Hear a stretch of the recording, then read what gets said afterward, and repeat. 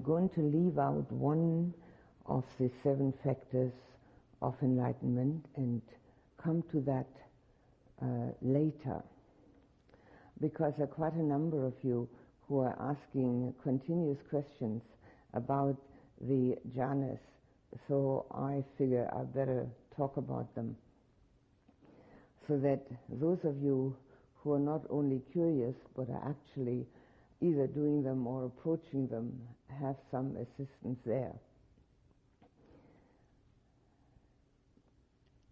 I'll repeat the factors. The first one is mindfulness, which has 4 foundations: body, emotion and sensation, feelings. And the third one, the moods, and the fourth one, the content of the thought. Now we have given quite a bit of time to the first, second and fourth. We have given less time to the third one. We just have to organize the time somehow, because it's not unlimited here for us. And mindfulness is the first factor because it opens the door. Without it, we have no entry. And the second one is the investigation into Dhammas, Dhamma Vichara in Pali. Investigation into phenomena according to the 3 characteristics of existence. And we have given quite a bit of time to impermanence and dukkha. Hopefully we can get back to the third one, anatta, corelessness. Although it has been mentioned several times, I haven't gone into any great detail on it yet. But in that connection, it's important to know that if you actually penetrate any one of the 3, you have penetrated all 3. Penetration means not just understanding, but it means being able to live it. So either one of the 3 can be our main subject. I will try to get back to anatta in one of the talks, if the time permits.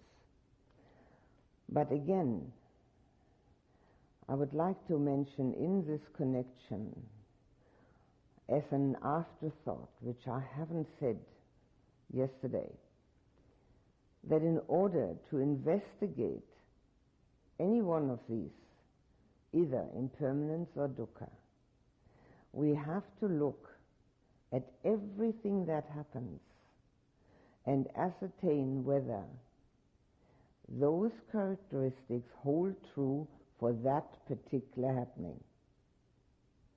And if we can't see it, we'll have to try again. All 3 characteristics hold true for everything, but we have to see it. And sometimes it's not that easily discernible. Sometimes it's quite hidden. Like, for instance, I'm feeling great, so what's the dukkha about that? Well, find out.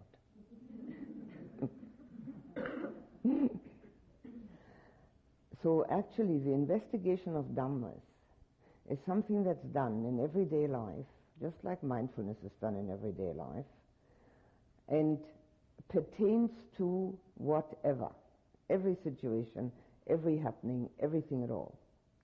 And we can choose between those 3 characteristics and pick the one we feel is most interesting, the easiest to understand, or has a bearing on what we're doing, and use only that one. We can do that. Then maybe after some time we'll have to change to another one of those 3. But we can also use all 3 alternately. It doesn't matter.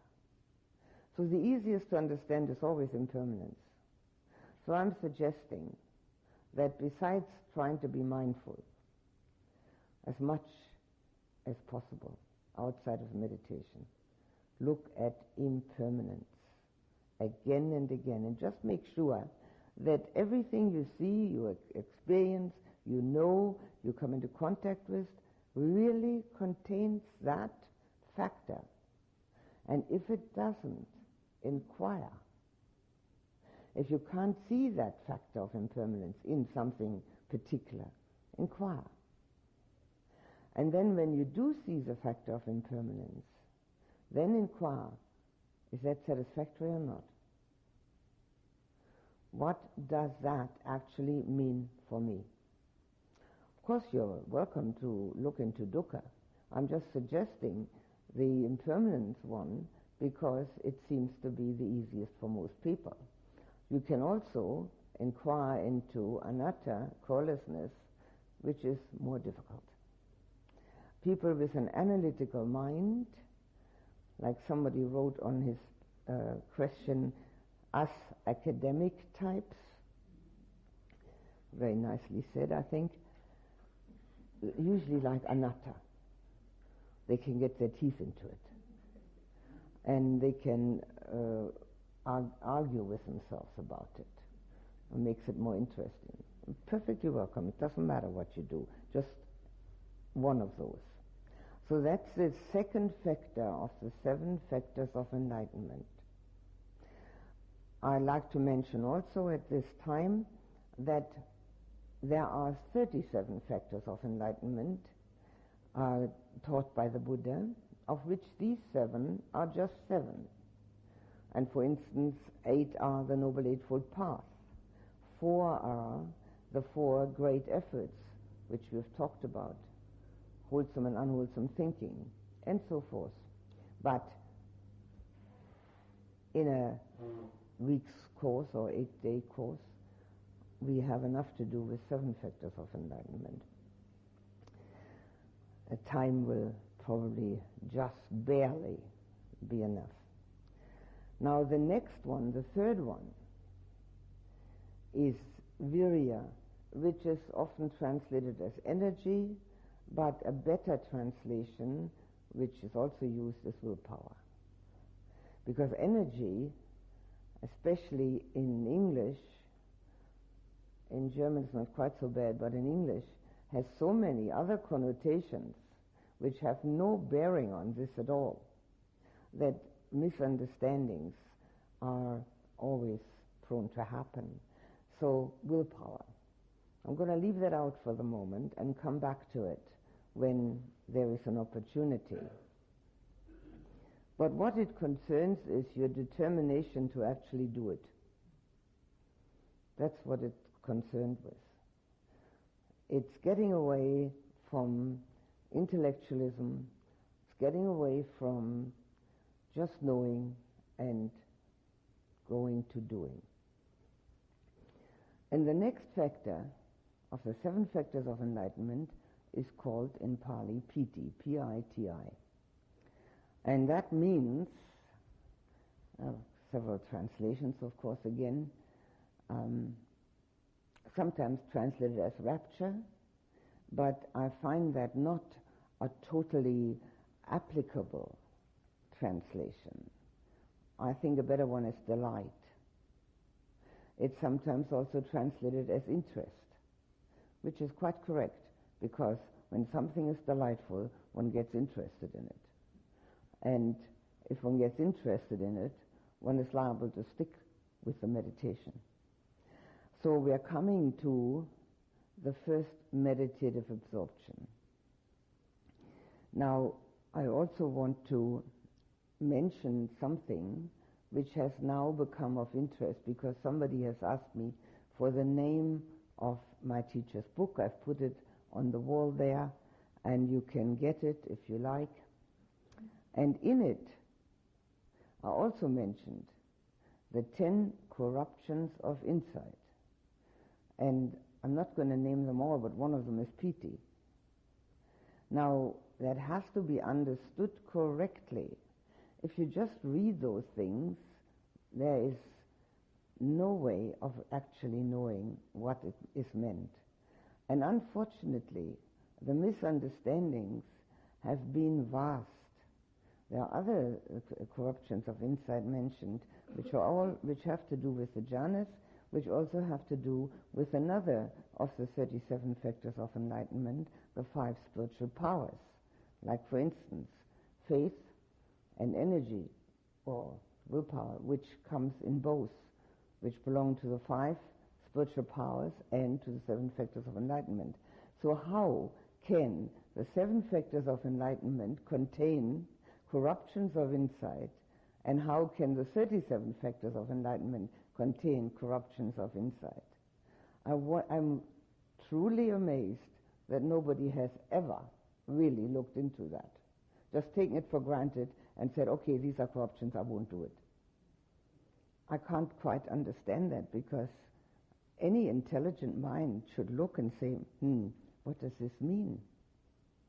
What it means is that when we do meditative absorptions, which contain, in the first instance, piti, which is only the very first step out of 8, the very, very first step, we shouldn't get an exaggerated opinion of our own abilities, and by no means think that we are now either enlightened or almost. And that is the only danger. Not only that we're thinking we're enlightened or almost, but we also are in danger of thinking we're better than the next guy who can't do it, who's sitting there and telling that he's having great knee pain. So there's nothing better, nothing worse. These are only stages on the way. And with that, it is important to know that the meditative absorptions are mundane. They have no super mundane quality yet. They lead us to the super mundane, but they are not super mundane themselves. I wonder if I should put that on a piece of paper and hang that outside. Can you remember that? They are mundane. They are meditation. Just like sitting on a pillow is mundane. Just like working in the garden is mundane. So are these mundane factors in the mind. They are far preferable to discursive thinking.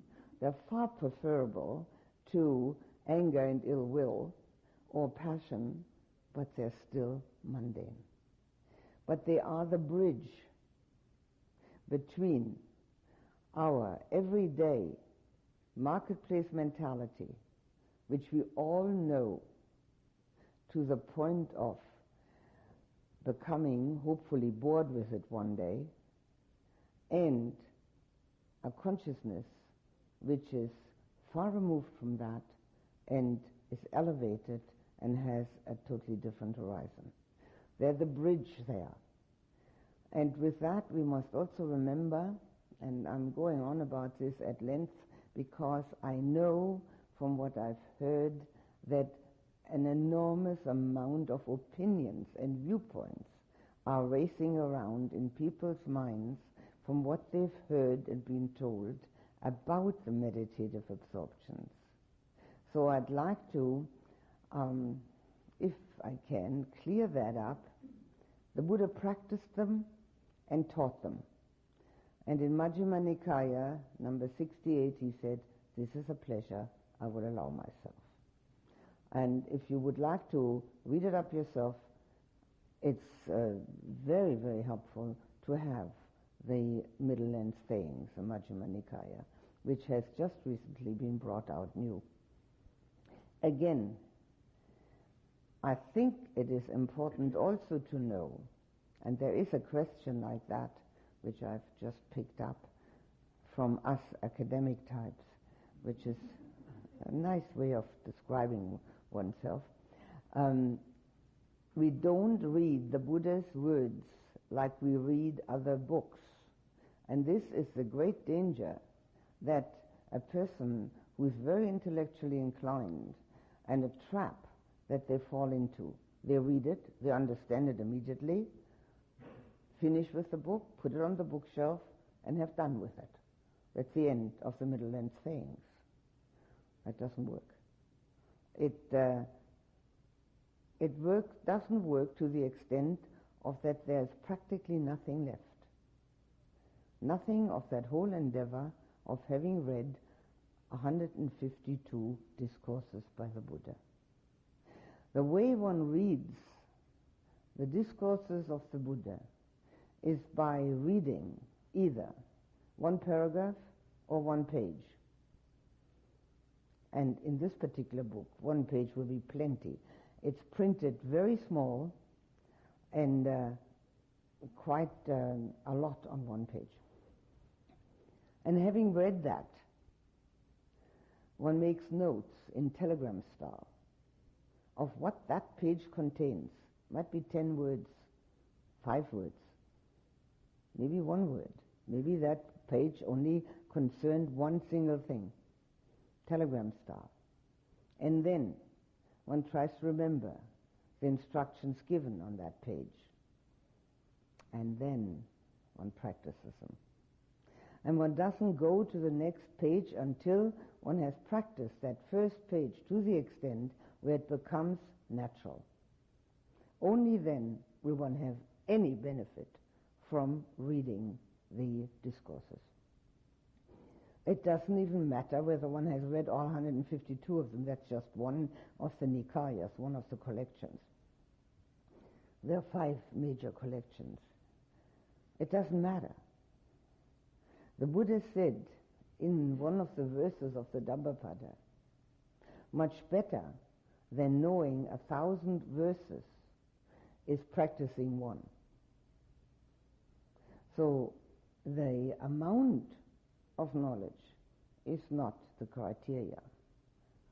The ability to actually do it, that's the criteria. Usually our knowing and our doing is miles apart. I always use the example, love thy neighbor as thyself. Who hasn't heard that? One really has to come from a totally different culture and with not having heard that. But who can do it? And is there anybody that thinks, no, that's not the right thing? Sure, everybody agrees. But who does it? And with that goes everything else. We know it or we don't do it. So when we get to the Buddha's teaching, the amount of knowing is not important. It's the amount of doing. But the knowing is the first step. Without that knowing, one is usually in a state of confusion or a state of the mental formations which one is used to. The same ones over and over again. Constant reaction to that which we know already. So knowing is important, but the doing has to follow. Now maybe all that has been enough of explanation and warning, and we'll get to the actual practice of the jhana. Let's say we're using the breath as our meditation subject. We're using the breath because it is intrinsically connected to the mind. When we are excited or when we're in a hurry or very restless, the breath has a tendency to be heavy and fast.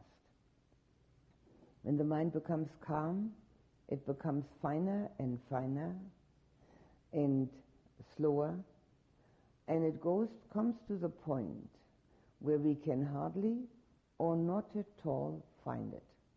Either way. Now people who have had no instruction, of course, what do? They take a deep breath, naturally, to start all over again. What else would they do?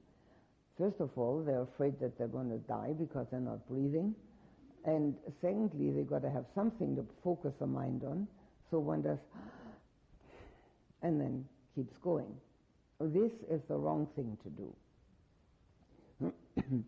The breath or any other meditation subject that we choose, it can be loving kindness, it can be the sweeping, it can be the kasinas, the color discs, anything at all.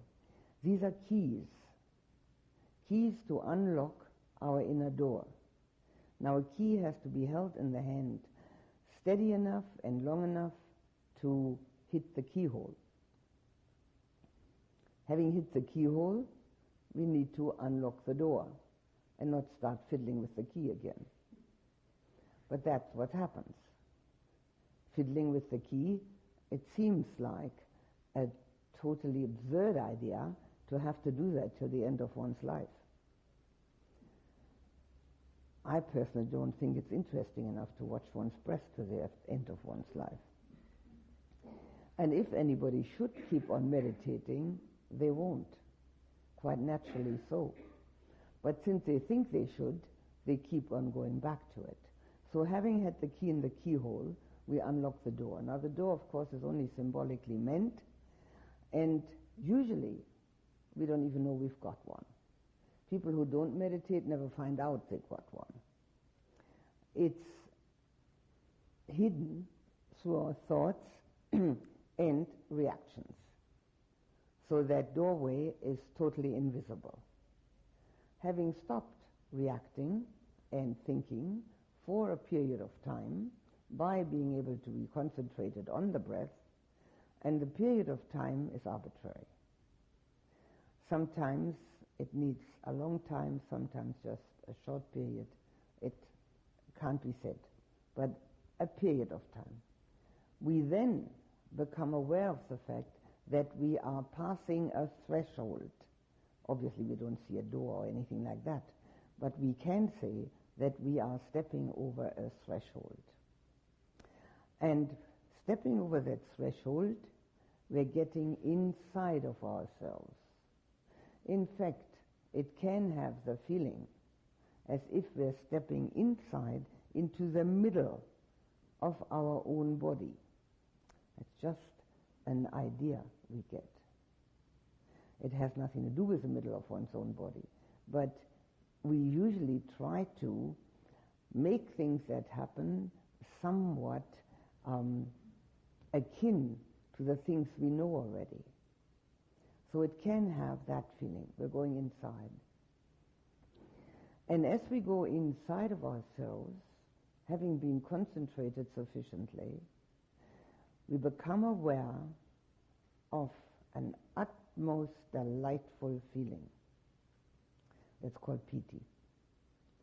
Now that delightful feeling can have many different ways of appearing. There are 17 of them mentioned. I think I have already mentioned them, but in this context they have to be mentioned again. I will mention the most common ones. The most common ones are lightness of body. Sometimes so light that one gets the feeling of floating. The floating may be very strong and may give one the idea that one isn't sitting down anymore. Believe me, it's just an idea. It may be a feeling of stretch, as if one is growing upward, getting elongated. It may be a feeling of the dissolution of the barriers of the body, or the boundaries, I should say, of the body, so that there is no knowing where it ends. At the moment we know exactly where it ends. We know exactly where the boundaries of the body are. But at that time, that's gone. It may be a feeling of warmth in the spiritual heart, in the middle of the chest. It may be a feeling of trickling, as if something is trickling down the whole body. Whatever it is, it has to be utterly delightful. If it isn't utterly delightful, it isn't piti. It isn't first jhana. Now, because it's the very first one and belongs to the fine material absorptions, in Pali the rupa jhanas. Actually, rupa means body, but in this case it means fine material absorptions. Nice long words. It is not dissimilar to sensations that we know. but it is of a much finer quality, much more subtle, and its main quality lies in the fact that it is divorced from any sense contact. We are not dependent upon any sense contact. We are only dependent upon our own concentration. And this delightful feeling, when it does arise for the first time, usually generates in the mind a reaction of, oh, what's that? That was nice. Where was it? How can I get it again? Is that okay? Or, I've heard about it, I'm going to get attached to it. Now, we've had that one already. That one we've had already. I'm not going to go into that one again. So, all right, just watch that little story going on and then start all over again. With the injunction not to look for that feeling, nor to want it back, or to want it in the first place.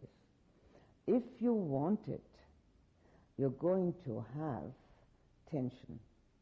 And then even though you might get it, it won't be utterly delightful. It will be a mixture of pleasantness and unpleasantness, because you want it. You want it badly. You might have already experienced it once or twice accidentally, and it was extremely delightful. Now you really want it.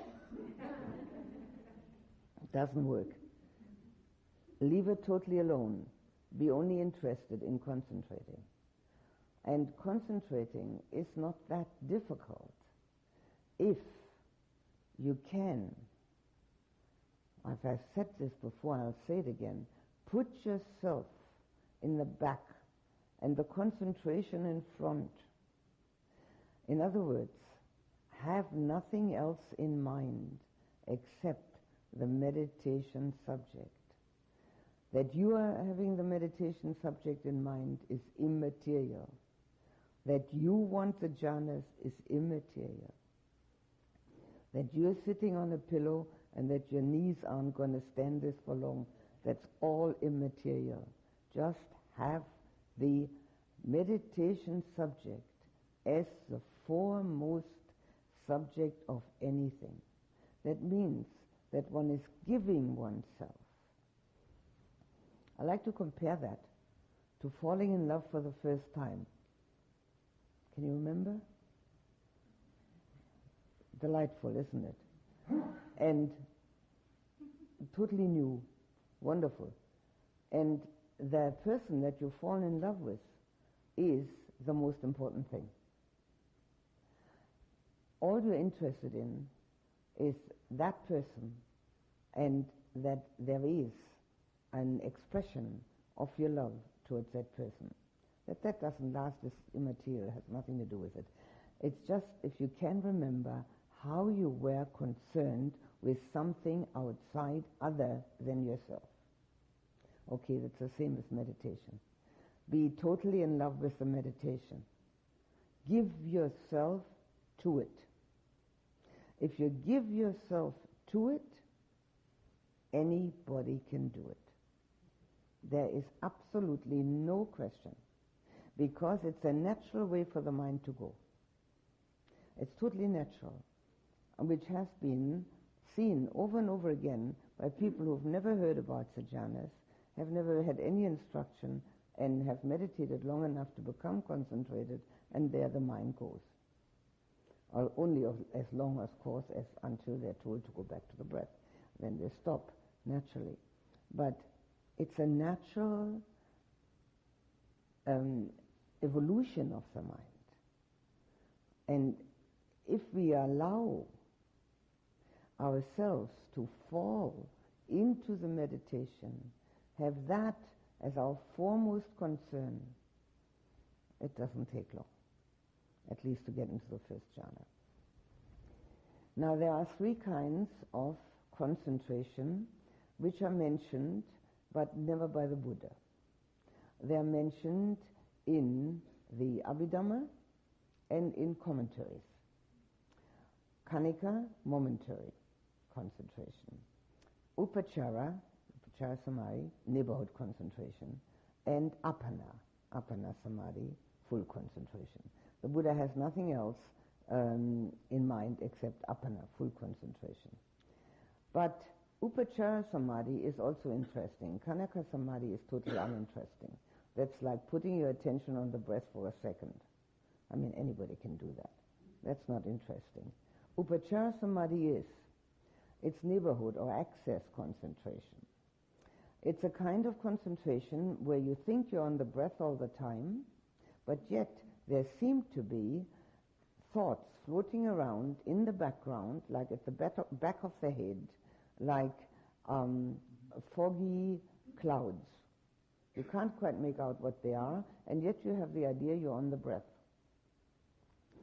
What is actually happening is that the mind goes from the very nebulous thought to the breath and back and forth and back and forth, and does it so quickly that it gives the appearance of being on the breath all the time. Now, if that is the case, if you have come to that, and by this time most people should have come to that, no labeling. That interrupts the concentration then. Labeling is only necessary when you have that momentary concentration, where you only have a moment on the breath, or 2 moments or 3. Here, no labeling. More willpower. More determination. Not result thinking. I've got to get it now. Only 4 more days or whatever, and I've got to get it now. Nothing like that. That's going to disrupt it totally. But the determination to actually be only in touch with the breath. Fall into it. Be devoted to the breath. Give yourself to it. At that moment, that changes the whole constellation. It changes it to the point where, if the concentration arises, and it should, the fineness of the breath then makes it possible to get inside. So that's also an important aspect of the meditation. The other important aspect is that there are 5 factors of meditation, and there are 5 hindrances. And the 5 factors of meditation are antidotes for our 5 hindrances. Of course, we have to work in our daily life against those 5 hindrances too. But without the meditative factors, I dare say it's almost impossible to make any headway. Now, there are 3 factors of meditation which arise in any meditation. Whether it's concentrated or not, whether it's a jhana, whether you're on the breath, whether you're on loving kindness, it doesn't matter. Whatever we do in meditation, 3 factors always arise. One of the 3 is, of course, a result. So the first one that arises is called in Pali Vitakka, which means putting your attention on the meditation subject. And if one isn't concentrated, over and over again. Now, putting one's mind or one's attention on the meditation subject means that we are working against our 3rd hindrance, which is sloth and torpor, laziness and drowsiness of the mind, again and again and again. Now, that 3rd hindrance has been compared by the Buddha to being in prison, where we have imprisoned ourselves, have the key ourselves, can open the door any time we want to, but haven't got around to it. A person that has sloth and torpor doesn't get around to anything in daily life. Everything is too much, and one would rather have either a rest or nice sense contacts rather than accomplishing something. I'll tell you an open secret. Resting and nice sense contacts, that's all right. But happiness ensues from accomplishment, no matter what one does. Everything else is not worthwhile pursuing. Most people don't practice that. Now this constant attention to the meditation subject works against that laziness and drowsiness of the mind. It's a hindrance which is universal. Some people are more bothered by it than others, and in one of the discourses and also in one of the Abhidhamma books, the people are divided into different character types. And it's quite interesting, actually, to find oneself in there. However, the main division of character types is greed and hate. Greed types and hate types. And the greed types have problem with that third hindrance more than the hate types. The hate types have, of course, far more problem with ill will and anger. But so both types have their problems. And both types have all 5 hindrances. Only the quantity is different. So a greed type, usually a person that can do loving kindness very well, has problem with a sloth and torpor. And not just in meditation, mind you. In daily life. Procrastination, it's usually called. Or doing some other time. Getting up tomorrow for meditation, not today. That type of thing. But getting back to the meditation subject is an automatic antidote. Naturally, we have to help that antidote in daily life. Now, the second factor is called Vichara. And that means being able to stay on the meditation subject. Now, obviously, everybody can do that for a little while. It doesn't say for how long. It's compared to hitting the gong, which is the initial application, and then the sound which ensues. That's a Vichara. The first one is Vitaka, hitting the meditation subject, and the sound which stays is Vichara. The longer we can keep that going, the easier it is for us to get into the meditative absorption. Now this one, if it works to some extent, takes away the main skeptical doubt. As you can see, skeptical doubt, everybody's got it. All these hindrances are universal. Nobody's immune. They only disappear when there is already phases of the enlightened occurrence. But we minimize them enormously through the meditative process. So this one, the skeptical doubt, has been compared by the Buddha to a wandering around in the desert without any provisions, without any map, going around in circles and in the end being overrun by bandits. Skeptical doubt has several aspects. One of them is, this is all very nice, but I can't do it. Skeptical doubt about oneself. I'm not good enough, or I'm not able to do things like that. The other kind of skeptical doubt is, well, who knows whether the Buddha actually did say what the right thing. I mean, nobody knew him. It's all so long ago. And another one is, does this apply in the 20th century?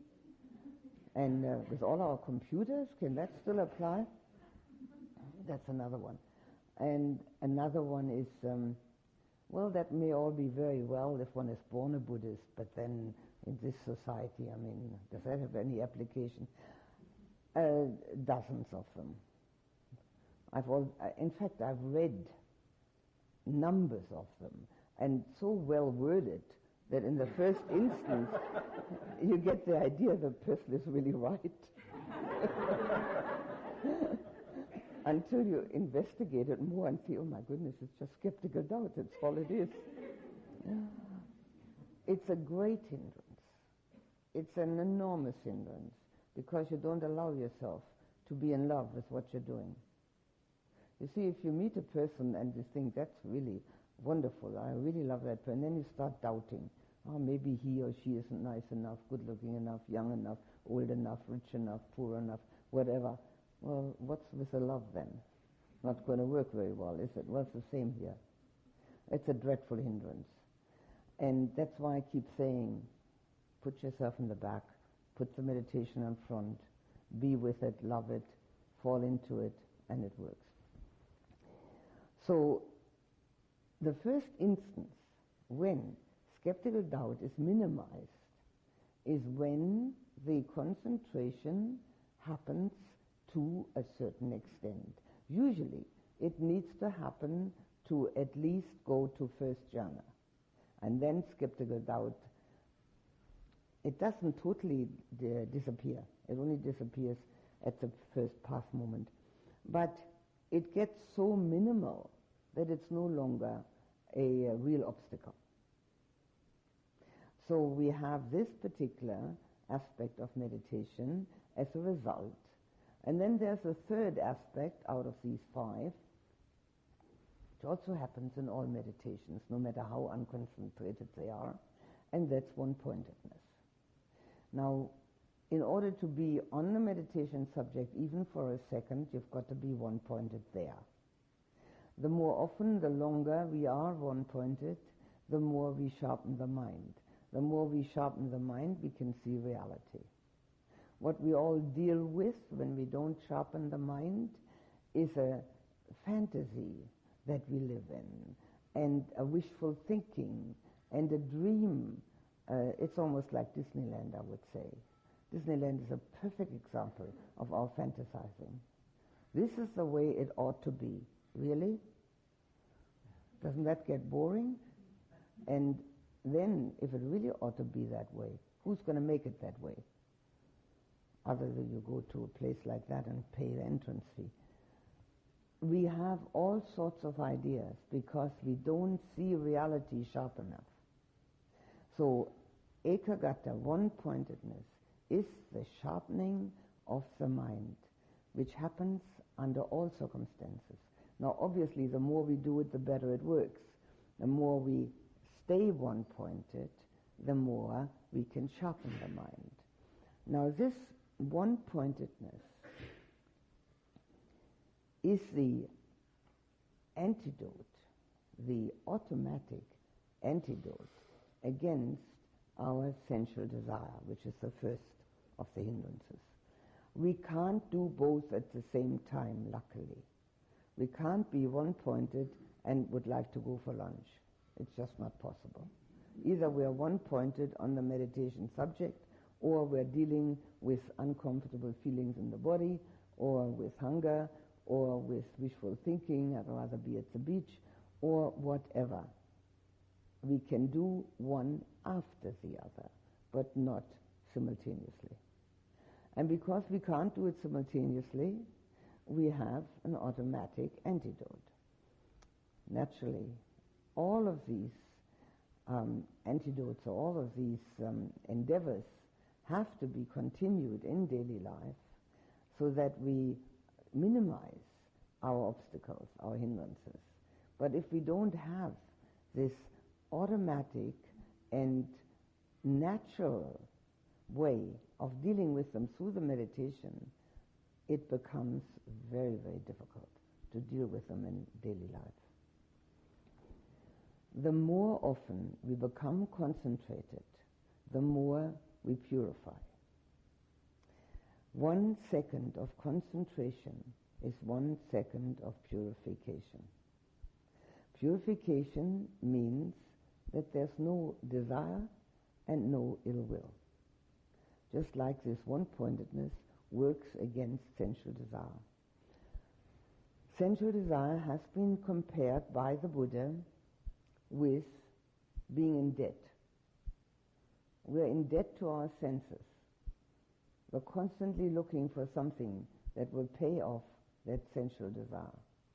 Something nice to see, to hear, to taste, to touch, to smell, to think. And we have to actually pay with interest. Because what was nice one moment isn't going to continue being fulfilling the next. It's got to be a little stronger. So the only answer to that one is to try and not follow those desires, but just to see them for what they are, arising and ceasing. If we make that desire, whichever one it is, and the strongest one is sexual desire, if we make that a priority, the rest of the stuff doesn't have a chance. It is so overwhelming and so overpowering, then has to be renewed and is renewed over and over again.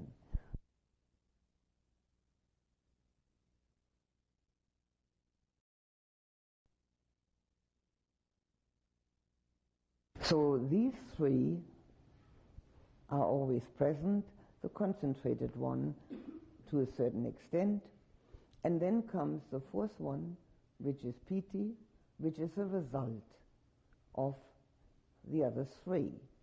Now, the Buddha's teaching is often called cause and effect. We generate the causes and we get the effects. Now, the causes are those three factors: initial application, continued application, one-pointedness, and the effect will be the blissful or delightful sensation. This is an automatic antidote against ill will. Ill will has been called by the Buddha a disease, and I think we can identify with that. When we get angry, when we have ill will, we feel awful. And when we're sick, we also feel awful. So this disease that is a hindrance for everybody, a universal hindrance, is one that is easily recognizable. And anyone who suffers from that is more likely to practice.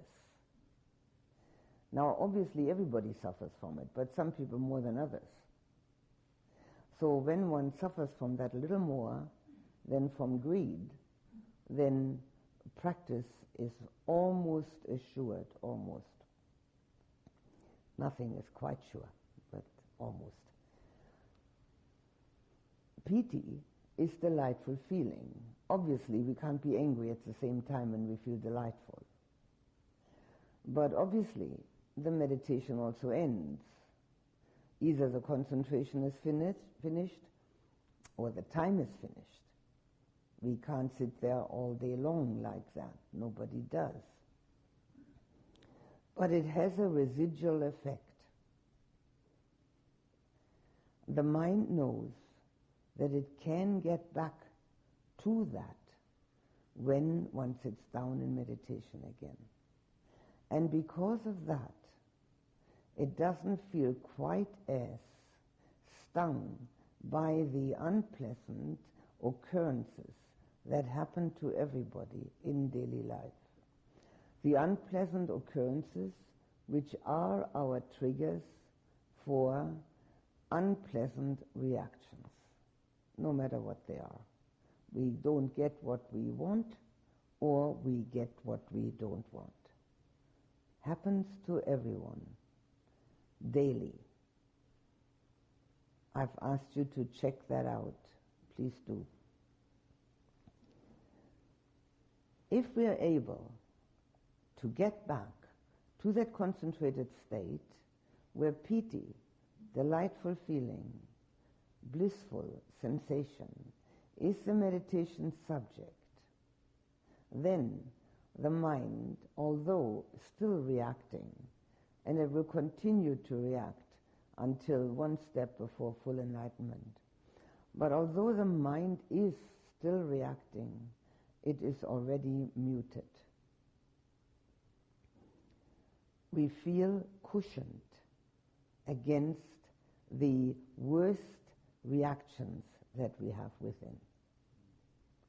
Naturally, in order to feel cushioned like that, we have to meditate every day and anchor the ability to get at least into the first jhana, to the point where we can get into it very easily. Now here we come to a very important instruction, namely, if you have been able to get into first jhana even for a second, blissful, delightful sensation, and then concentration is gone or the time is gone, you have to do 3 things before you open your eyes. The first one is to recapitulate how you got in. What did you do? So that you have a totally clear pathway to always get in. Because in the beginning it's more or less potluck. But meditation is not potluck. Meditation is science of mind. And all we have to do is become aware of what we're doing, mindfulness. And then we know. So that recapitulation extends to the point of, what did I think before I came to the meditation hall? Was I aware of moving to my seat, mindfulness?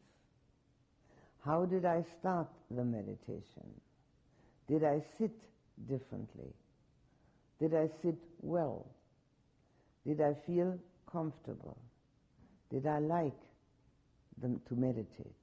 All these things are important. The Buddha said in order to meditate, one has to be comfortable in body and mind, which by no means means that we should be lying down, but it should mean that we sit in a way which we can actually hold, so that we don't have to move about too much or at all. We should find a place and a way of sitting which is disciplined and yet comfortable. Because if the mind is concerned with aches and pains here, there and everywhere, it won't be able to concentrate.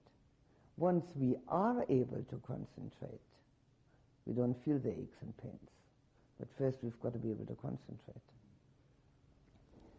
So the recapitulation is a rehash of everything we have done. With that, I'd also like to mention once more to start every meditation with loving kindness to oneself. Not other people. That we can do in the evening, or you can do it as a whole meditation hour. But just for the start, loving kindness to oneself in any form that you please. And if you find it difficult to love yourself, think it. What we think often enough and long enough eventually becomes part of our feeling. Thinking is a sense contact and has as its second step, just like any other sense contact, feeling. Don't forget to do that. It calms the mind. So that recapitulation should go into every detail that you have been thinking and doing before the meditation, and how you organized yourself for the meditation. Now this holds true for every meditation that you consider good enough to be repeated. Recapitulation, what did I do? You can do it also with every meditation that you consider not worthwhile to be repeated, because you might find something that you oughtn't do.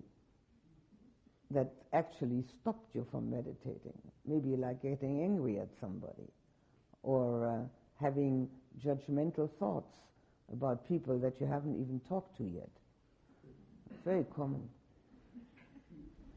We don't have a monopoly. Everybody does it. But it's totally detrimental to meditation. Doesn't work. So become aware of that. But the main thing is that when you have had a perfectly good working meditation session, to make sure that you can do it again by recapitulation. Second thing is, after any of the jhanas, that too is impermanent.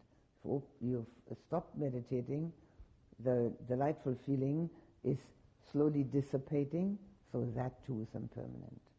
Because we don't have any objection to our knee pains being impermanent, but we object strenuously to the pleasant things being impermanent. In fact, we don't want to know about it.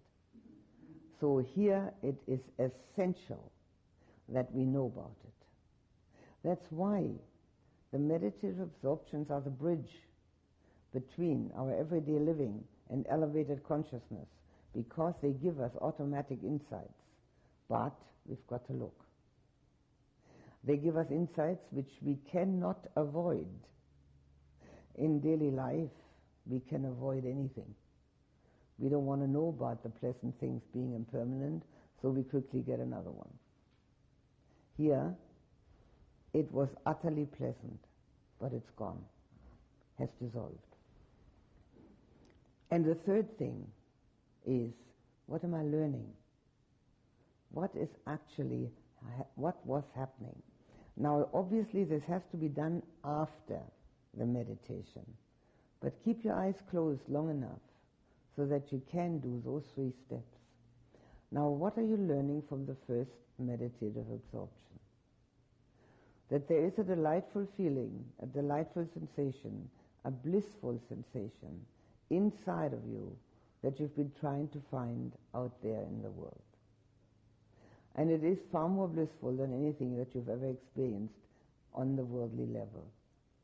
And the insight that comes from that should make a lot of difference, because one should also at the same time realize that everything that we get in the world goes through our senses. It has to. And most people on this little planet never get to know anything other than the senses, which includes thinking. So here we have experienced something which we really like, and without any sense contact. In fact, one has to be secluded from one's sense contacts. That's how the explanations of the meditative absorptions always start out. Secluded from all sense contact. Sometimes only secluded. And the misunderstanding, just like the misunderstanding with those 10 corruptions, is that one's got to go off into the forest. One has to be totally secluded. Obviously, noise isn't going to help. It's quite true, so it's nice and quiet here. But secluded means secluded from sense contacts. Because with sense contacts, we can't get concentrated. When we see, hear, taste, touch, smell, or think, no meditation. No? So the most important insight which comes from even the very first jhana is that all we're looking for in the world we carry within. And it's useless to keep on looking in the world because it doesn't have it. It does not have that what we are looking for. We're looking for inner peace, inner happiness, independent of outer conditions. As long as we are dependent on outer conditions, we are not free. We are constantly afraid that they might change, and they will change.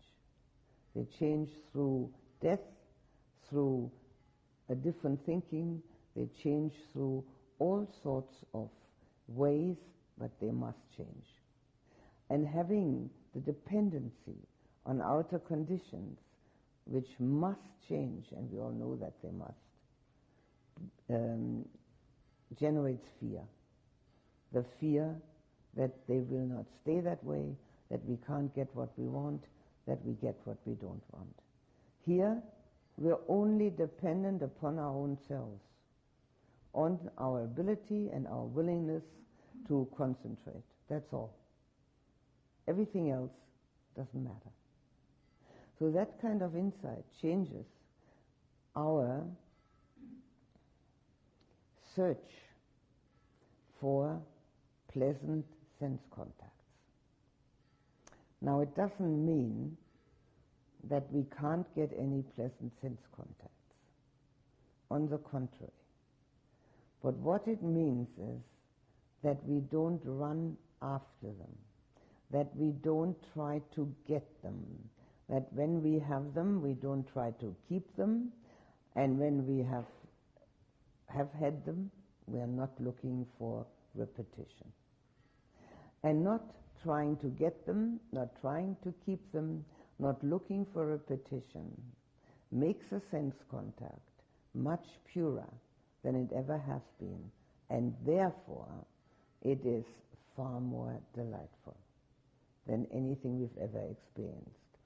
Naturally, we also at the same time realize that it's not half as fulfilling as what we already carry within.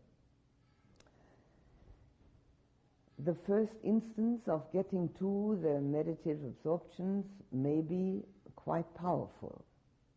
It may be mild. It doesn't matter. It's easily recognizable because it's delightful. Again, I like to repeat, don't want it, don't look for it, be concentrated. Give yourself to it. When you do get the delightful sensation, fall into it as if you're taking a warm bath. You don't try to analyze the warm water, and you don't try to figure out why it's there. You don't try to do anything with it except get into it. That's it. You get into it like into a warm bath. And having had that warm bath, you can get out of it again and then reconstruct what happened. Always afterwards, never while. If you do it while, you stop the experience. The reconstruction of what happened afterwards is the understood experience. And only the understood experience generates wisdom. That is wisdom. Wisdom is not knowing, it's not being able to talk about it. Wisdom is the understood experience. We all experience a lot of things, but hardly ever understand those experiences. All we understand are our reactions to them. And that's not wisdom. That's reaction. So if we get the chance at concentration, we enrich our life immensely. We enrich it to the point where we then have also the possibility of going further on the meditative path, which from step to step shows us more subtle experiences. This one, the first one, is the most gross one of all. It's physical. We don't put our attention on the body, we put it on the sensation or feeling, but it still is physical. And I have mentioned so far 4 of the factors which arise in meditation. 3 of them in any meditation, the 4th one when we are concentrated, piti, delight. There's a 5th one. The 5th one is called sukha, S-U-K-K-H-A. Obviously the opposite of dukkha, just one letter different. And it is the opposite, it's joy. Also, it's mentioned as one of the 10 corruptions of insight. Also, there's one other thing to say about those which I didn't mention. Those 10 corruptions of insight are out of the Visuddhimagga. Visuddhimagga is a commentary, the commentary in the Theravada tradition, written in the 5th century, when the Buddha was already 1,000 years dead, by a monk called Buddha-Haus, and very often used as a Bible for Theravada tradition. But it doesn't really have the narrative nor feeling aspect of the discourses of the Buddha. When one teaches, it's very helpful. It's got a lot of stuff in it that one can use for teaching. But when one practices, the suttas are the real thing. Anyway, sukha is the 5th factor, joy. Now that is a matter of course that joy arises when there are delightful feelings. You can't be angry when you've got them. You must be joyful. Now, joy is an emotion and far more subtle than these delightful sensations. So actually, the second meditative absorption uses joy, sukha, as its meditation subject. How to do that? One lets the delightful sensation go into the back of the awareness deliberately, on purpose, and has the joy which is present in the forefront. Joy is an automatic antidote against our 4th hindrance, restlessness and worry. We have restlessness because we're all looking for exactly that, for inner happiness. And we go from here to there, trying to find it. And we have all sorts of ideas. Everybody's got their own ideas. How they're going to find it. Some think they're going to find it by having a certain person. Some think they're going to find it by getting rid of a certain person. And so on and so forth. We all know the mechanics of that. We've all done it. So here, when we have the joy, obviously restlessness and worry at that time disappears. Restlessness and worry have been compared by the Buddha to being a slave. They push one from one place to the next, being here, being there, being everywhere. Just like a slave is being pushed around by the master. Do this, do that, go here, go there. One isn't one's own master. Or mistress, can you say that? Yeah, maybe. So that slavery of restlessness, of trying to find the inner fulfillment at the time of putting sukha first, is of course eliminated. Obviously, it arises again when we come out of the meditation. But again, it has a residual effect. We know where we can find it. We don't have to go to India to find it. We don't have to go to Japan to find it. We don't have to go anywhere to find it. All we have to do is go in there to find it. It's sitting in there waiting.